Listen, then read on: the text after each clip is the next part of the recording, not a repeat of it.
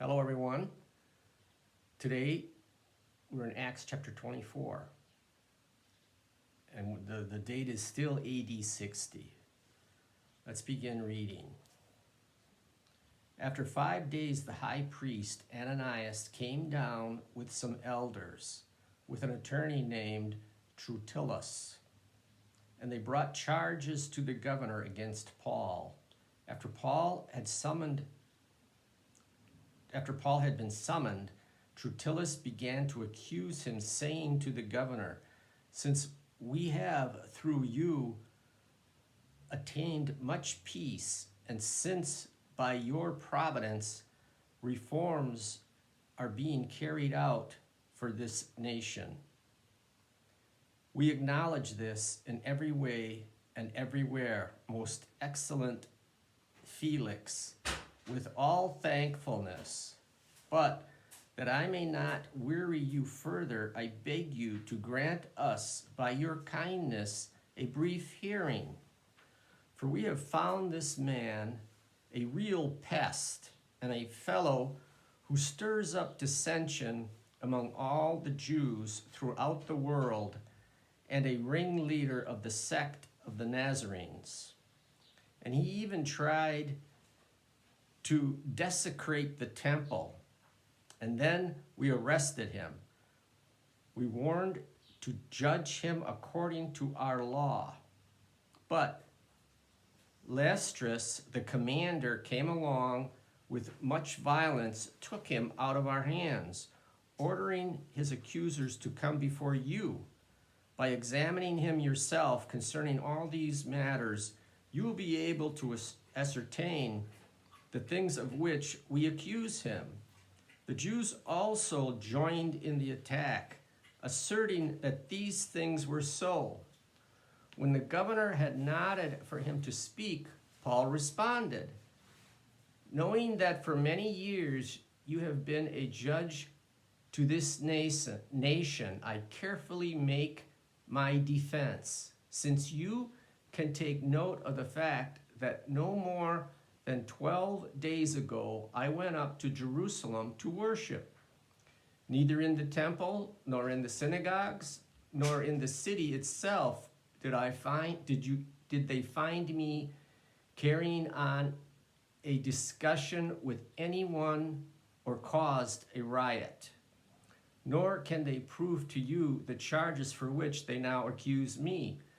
For this I admit to you, that according to the way which they call a sect, I do serve the God of our fathers, believing everything that is in accordance with the law and that is written in the prophets, having a hope in God, which these men cherish themselves, that there shall certainly be a resurrection of both the righteous and the wicked. In view of this, I also do my best to maintain always a blameless conscience before God and before men.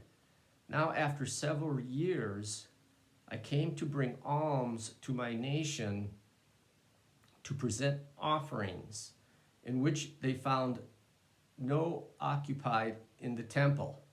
They didn't find me occupied in the temple, having been purified without any crowd or uproar. But there were some Jews from Asia who ought to have been present before you and to make accusation if they should have anything against me. Or else let these men themselves tell what misdeed they found when I stood before the council. Other than for this one statement which I shouted out while standing among them, for the resurrection of the dead, I am on trial before you today.